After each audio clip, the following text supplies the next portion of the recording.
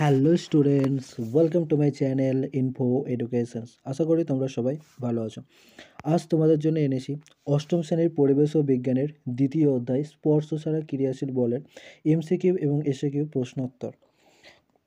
ভিডিওটি তোমাদের জন্য খুবই গুরুত্বপূর্ণ হতে চলেছে, তাই ভিডিওটি তোমরা সম্পূর্ণ দেখতে থাকো। তোমরা চ্যানেলটিতে নতুন হলে অবশ্যই চ্যানেলটিকে সাবস্ক্রাইব করো এবং পাশে থাকা বেল আইকনটিকে প্রেস করো, যাতে সর্বপ্রথম ভিডিও আপলোড হলে তোমাদের কাছে গিয়ে নোটিফিকেশন পৌঁছায়। তো চলো ভিডিওটি শুরু করা যাক। প্রথমে তোমরা ভিডিওটি পজ করে উত্তর দেওয়ার চেষ্টা করো। প্রথম প্রশ্ন কি বলেছে? দুটি বস্তুর মধ্যে ক্রিয়াশীল মহাকর্ষ বলের মান নির্ভর করে না কার ওপর? অপশান দেওয়া আছে দুটি বস্তুর ভরের ওপর, বস্তু দুটির মধ্যেকার দূরত্বের ওপর, বস্তু দুটির মধ্যেকার মাধ্যমের ওপর, ডি কোনোটিই নয়। তো আমাদের যদি মহাকর্ষ বলের রাশিমালা জানা থাকে তাহলে আমরা এটা উত্তর করতে পারবো। এটার জন্য আমাদের কি মহাকর্ষ বলের রাশিমালা, যেটা হচ্ছে এফ সমান হচ্ছে জি m1 m2 বাই হচ্ছে কত আর এর স্কোয়ার।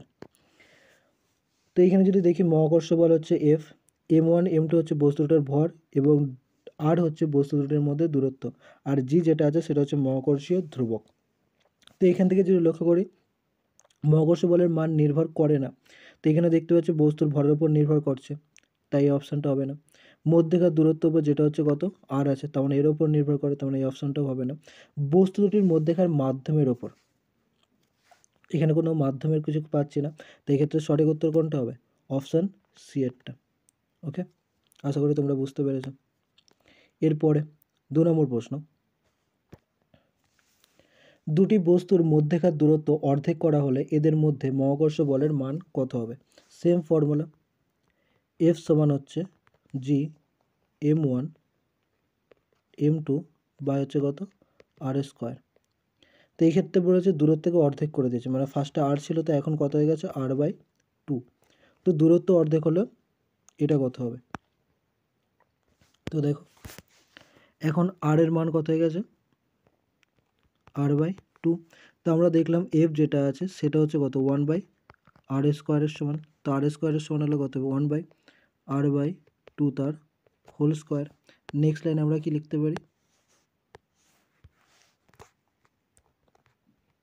1/r স্কোয়ার, 2 স্কোয়ার মানে কত 4, এবং এটা উপরে গেলে কত হবে উল্টে হবে, উল্টে গিয়ে কত হবে 4/r স্কোয়ার। তখন এখন দেখতে পাচ্ছি কত গুণ হয়ে গেছে 4 গুণ। তো এক্ষেত্রে সঠিক উত্তর কোনটা হবে? দুটো বস্তুর মধ্যে মধ্যেকার দূরত্ব যদি অর্ধেক করে তাহলে মহাকর্ষ বলের মান কত হবে?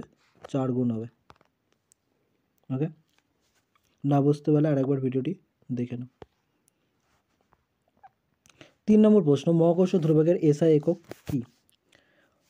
তো একক যদি মনে থাকে তো ভালো, এটার সঠিক উত্তর যেটা হবে সেটা হচ্ছে অপশান বি এরটা, newton metre square per kg square. আর যদি এই জিনিসটা না দিই তাহলে এটাকে লিখতে পারি এম স্কোয়ার কেজি মাইনাস 2।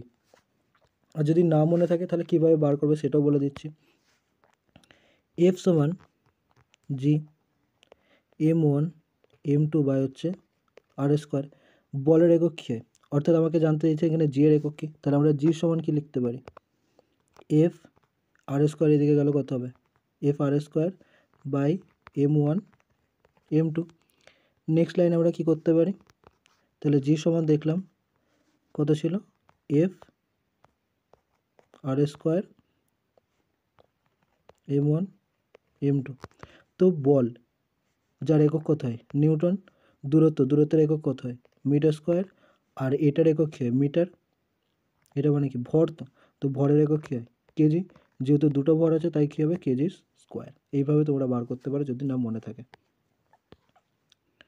4 নম্বর প্রশ্ন, একক ভরের ওপর পৃথিবীর আকর্ষণ বলকে কি বলা হয়?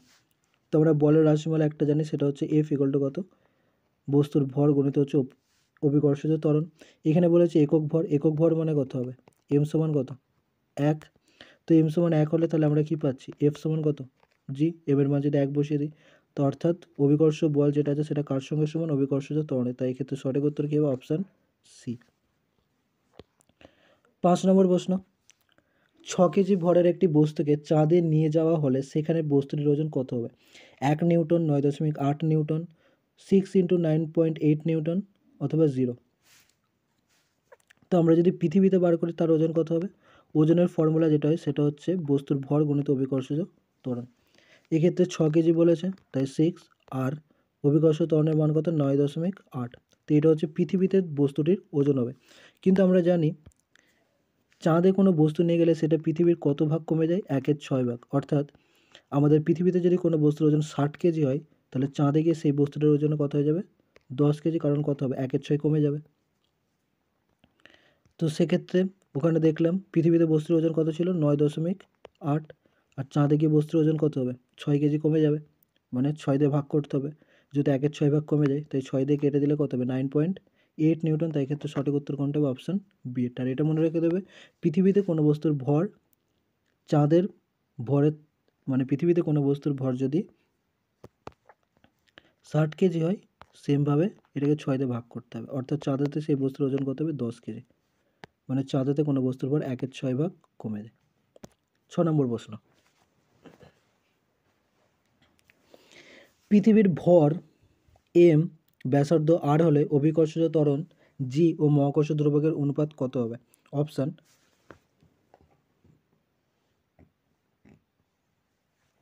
m/4, option B mr, option C m/r, দুটো অপশান সেম হয়ে গেছে না, আর অপশান ডি হচ্ছে m/r²। তো কী হবে? তো আমরা যদি একটা সম্পর্ক জানি, দুটো সম্পর্ক অ্যাকচুয়ালি এখানে কাজে লাগবে। একটা একটু আগেই দেখালাম, এফ সমান হচ্ছে এম ইন্টু জি হয়, আর একটা যেটা হয় এফ সমান হচ্ছে জি m1। এখানে ধরো একটা অপশান যেটা এম ইন্টু জি, আর একটা অপশান যেটা আছে সেটা হচ্ছে জি m1 m2 বাই হচ্ছে কত? r²। এই দুটো অপশান থেকে আমরা বার করব। তো এই দুটো অপশানে যদি এফ এর মান সমান করে দিই, তাহলে আমরা পাই M G G m1 m2 by হচ্ছে কত? r²। একটা এমের সাথে যদি একটা এম ক্যান্সেল করে দিই, তাহলে আমরা ওভারঅল কত পেলাম? নেক্সট লাইনে জি সমান হচ্ছে জি, আর যে m2টা পড়েছিল ওটা যদি পৃথিবীর ভর ধরি তাহলে কত পাচ্ছি? r²। আমাকে জানতে চেয়েছে কি জি বাই জি, অর্থাৎ এই জিটাকে যদি আমি এই সাইডে নিয়ে চলে আসি তাহলে পড়ে থাকবে কত? m/r²। তাহলে এক্ষেত্রে সঠিক উত্তর কোনটা হবে? অপশান ডি এরটা। অর্থাৎ এখানে আমাকে বলের যে রাশি বলে mg আর অভিকর্ষ বলের যে রাশি বলে জি m1 m2 বাই r², এই দুটোকে ইকুয়েট করলে আমরা রাশিমালা পেয়ে যাব। 7 নম্বর প্রশ্ন, একটি বলকে খাড়াভাবে উপরে ছড়ালে সর্বোচ্চ বিন্দুতে বলটির কি বলেছে? অপশান দেওয়া আছে বেগ শূন্য হয়, অপশান বি ত্বরণ শূন্য হয়, অপশান সি যেটা বেগ ও ত্বরণ উভয় শূন্য হয়, অপশান ডি বেগ বা ত্বরণ কোনোটি শূন্য হয় না। অর্থাৎ ধরো এইভাবে কোনো একটা বস্তু আছে, যে বস্তুটাকে আমরা উপরের দিকে ছুটছি। তো এই ক্ষেত্রে কি বস্তুটা ধরো থেমে গেছে এই পজিশনে, এখান থেকে ছোড়া হলো বস্তুটা এ পজিশনে, আর বি পজিশনে গিয়ে বস্তুটা কী হলো? থেমে গেল। তো এই সর্বোচ্চ বিন্দুতে কি জিরো হয়ে যাবে? এখন একটা বস্তু থেমে যাচ্ছে, তার মানে তার মধ্যে কি বেগ আছে? অবভিয়াসলি থাকবে না। ধরো একটা মোটরসাইকেল রাস্তা দিয়ে যাচ্ছে, এত যাওয়ার পরে এখানে থেমে গেল, তার মানে কি মোটরসাইকেলটা যাবে? যাবে না, তার মানে তার বেগ কত হয়ে গেলো? শূন্য। সেমভাবে এক্ষেত্রেও কী হবে? সর্বোচ্চ বিন্দুতে গিয়ে বস্তুটা থেমে যাচ্ছে, তার মানে সেক্ষেত্রে বেগটা কী হয়ে যাবে? তার শূন্য হবে। তাই এক্ষেত্রে সঠিক উত্তর কী হবে? Option A. সর্বোচ্চ বিন্দুতে কিন্তু ত্বরণ শূন্য হয় না, বেগ ও ত্বরণ উভয় শূন্য হবে না, তাই ডি এরটাও হবে না। 8 নম্বর প্রশ্ন, 2 কেজি ভরের একটি বস্তুকে কিছুটা উপর থেকে ছেড়ে দেওয়া হলে বস্তুটির নিম্নমুখী ত্বরণ কত হবে? তো ত্বরণ বলেছে 9.8 metre per second square, 4.9 metre, আর হচ্ছে 19.6 metre per second square. Option D বলেছে 0। তো নিম্নমুখী ত্বরণ যেটা হবে সেটা কত হবে? এমনিতে ত্বরণ কত হয়? 9.8 মিটার পার সেকেন্ড স্কোয়ার। এটাই হচ্ছে কোনো বস্তুকে ছেড়ে দিলে তার এটাই ত্বরণ হবে। অপশান এরটা হবে।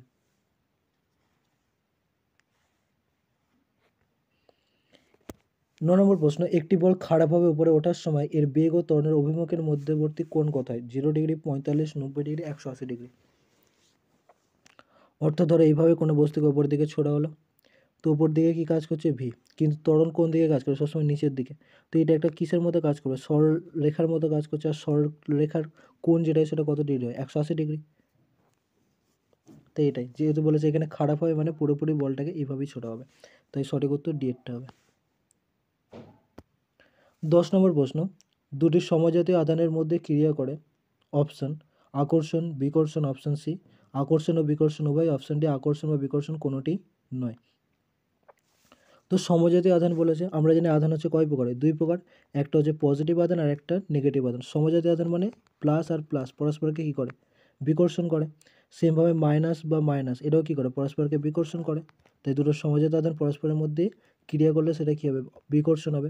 কিন্তু যদি বিপরীত জাতীয় আধান হয় তাহলে বিপরীত আধানের ক্ষেত্রে কী হবে,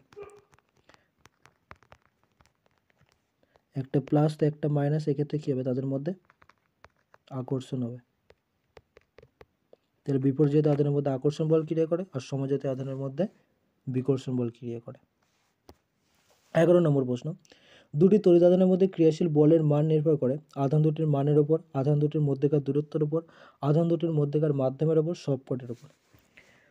তো যেমন মহাকর্ষের ক্ষেত্রে নিউটন মহাকর্ষের সূত্র ছিল F সমান হচ্ছে G m1m2/r²। সেমভাবে তড়িৎ আধানের ক্ষেত্রে একটা সূত্র থাকে যেটাকে বলে কুলম্বের সূত্র।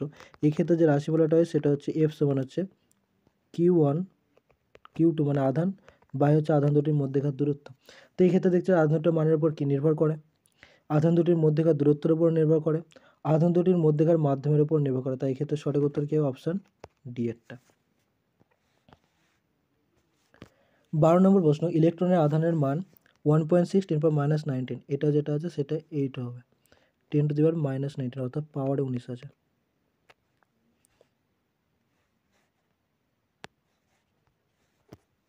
এটা যেটা আছে সেটা হচ্ছে পাওয়ারে। ওকে, তো এটা বলেছে যে কোনটি আধান হতে পারে না, 3.2 10⁻⁹ কুলম্ব, 4.8 10⁻⁹ কুলম্ব, 5.2 10⁻⁹ কুলম্ব, 6.4 10⁻⁹ কুলম্ব। তো কোনটি হতে পারে না, তো এর জন্য একটা ফর্মুলা আছে, ফর্মুলাটা হচ্ছে কিউ ইকুয়াল টু হচ্ছে এন ইন্টু ই। ই হচ্ছে ইলেকট্রনের আধানের মান যেটা এটা দেওয়া আছে, আর এন হচ্ছে এনের মান যেটা আছে সেটা সবসময় ইন্টিজার হয়, অর্থাৎ এনের মান 0 হতে পারে, 1 হতে পারে, 2 হতে পারে, এইভাবে 3 4 5 হতে পারে। এবার এনের মান যদি 1 হয় তো 1-এর সাথে 1.6 গুণ করলে কত হবে, এইটা, তখন এটা তো হতে পারে। এবার ধরো এনের মান যদি 2 বসাই তো 2-এর সাথে 1.6 গুণ করলে কত হবে, 3.2, তখন এটাও অপশানে দেওয়া আছে, এটাও হতে পারে। এনের মান যদি আমি 3 বসাই তার সাথে 1.6 গুণ করছি তাহলে কত হবে, 4.8, তাহলে এটাও হতে পারে। এখন এনের মান যদি আমি 4 বসাই,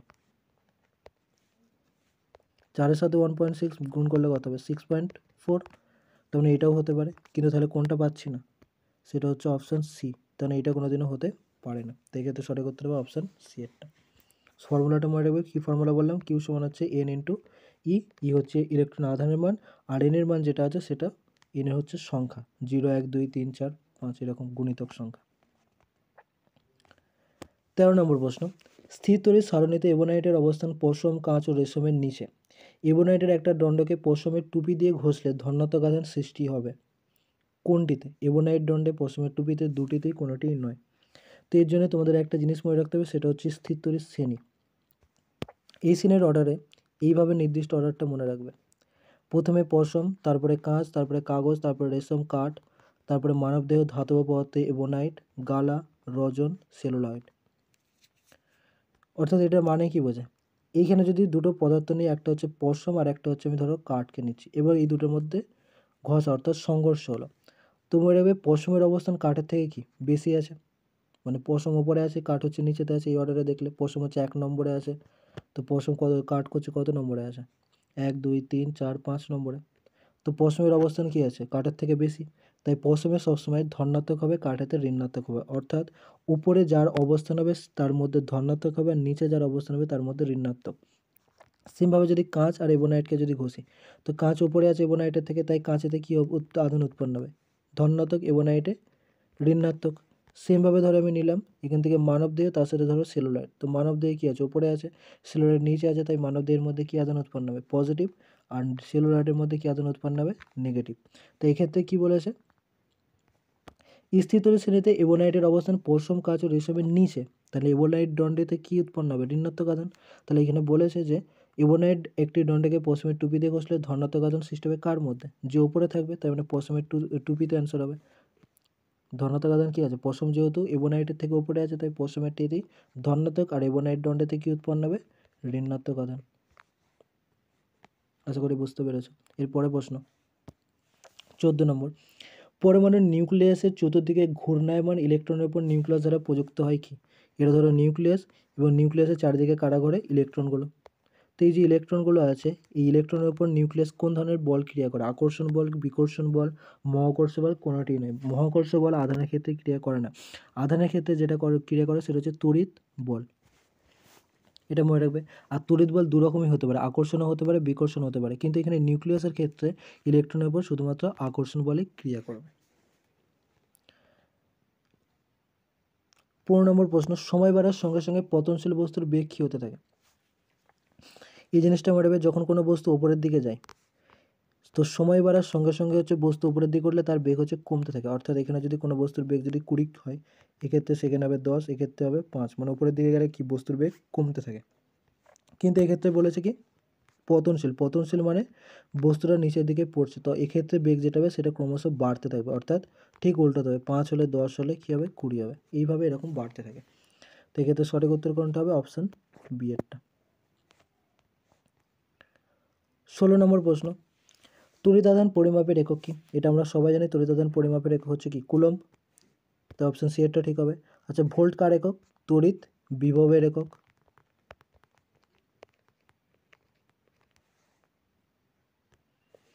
ডাইন কার একক? বল। বলের কি একক? সিজিএস না এসআই? সিজিএস একক। আর অ্যাম্পিয়ার কার একক?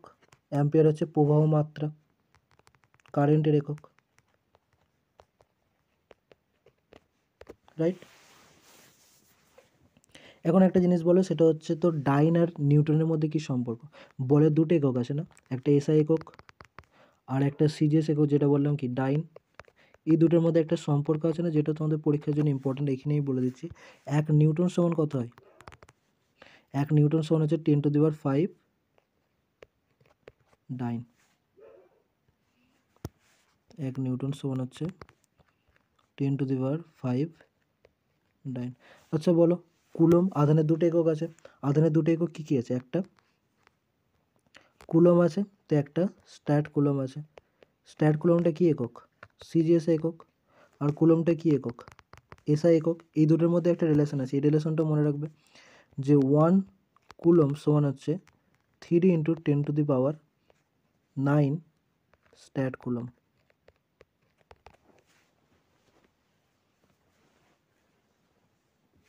ওকে, স্ট্যাট কুলমকে আরেকটা নামে ডাকা হয়, সেটা কি? ইএসইউ। ইএসইউ যা, স্ট্যাট কুলম্বও তাই।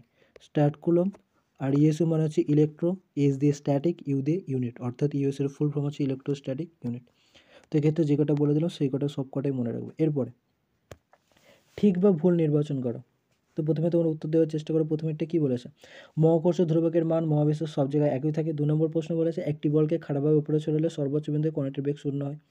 কণাটির বল সর্বোচ্চ বিন্দুতে বলটির বেগ শূন্য হবে। তো একটু আগেই বললাম যে উপরের দিকে যতক্ষণ কোনো বস্তুকে ছোড়া হয় তখন বেগ হচ্ছে কমতে থাকে, আর একসময় সর্বোচ্চ বিন্দু মানে যে পয়েন্টটিকে থেমে যাবে, অর্থাৎ সেই পয়েন্টে কী হবে? বস্তুটার বেগ শূন্য হবে, তাই এটা কী হবে? সত্য। 1 নম্বরটা কী বলেছে? মহাকর্ষ ধ্রুবকের মান মহাবিশ্বের সব জায়গায় একই থাকে, এটাও সত্য হবে। দুটি এক্ষেত্রে সত্য, যে মহাকর্ষ ধ্রুবকের মান মহাকর্ষের সব জায়গায় সমান থাকে, কারণ মহাকর্ষ ধ্রুবক যেটা সেটা হচ্ছে কি কনস্ট্যান্ট, তার মান কোনোদিনও পরিবর্তন হয় না। 3 নম্বর প্রশ্ন, তড়িৎ বল সর্বদা আকর্ষণ ধর্মী। আর 4 নম্বর প্রশ্ন কী বলেছে? দুটি বস্তুর মধ্যে ক্রিয়াশীল মহাকর্ষ বলের মান বস্তুটির ভৌত অবস্থার উপর নির্ভর করে, সত্য না মিথ্যা লেখো। 3 নম্বরটা কী হবে? সত্য না মিথ্যা হবে? তড়িৎ বল দুই রকম হয়, একটু আগে বললাম, একটা হচ্ছে পজিটিভ আর একটা কি নেগেটিভ।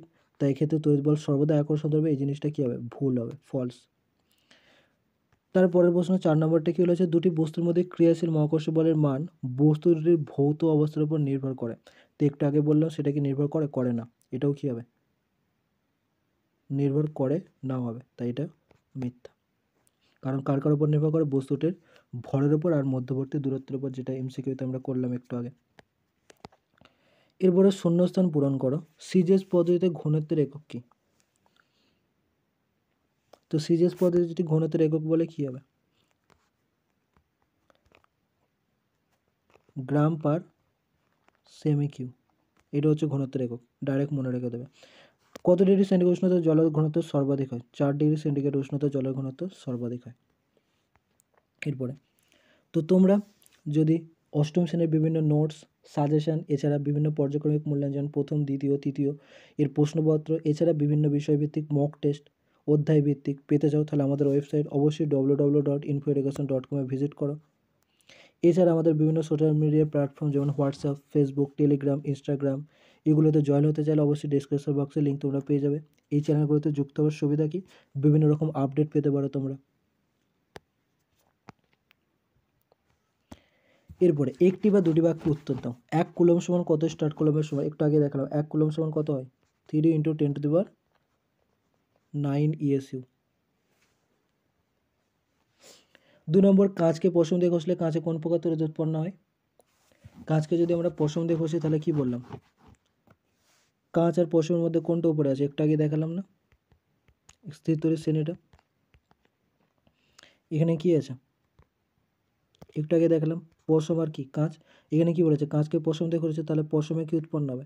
ধনাত্মক, কারণ পশমের থেকে এই কাঁচের থেকে পশম উপরে আছে, আর কাঁচে থেকে উৎপন্ন হবে ঋণাত্মক আধান। তাই এক্ষেত্রে সঠিক উত্তর কোনটা হবে?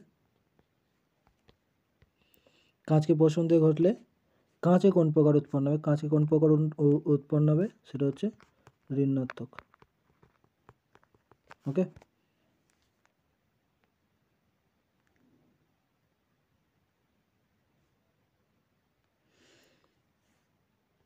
তারপরে 3 নম্বর প্রশ্ন, একটি প্রোটনের আধানের মান কত? কত একটা প্রোটনের আধানের মান?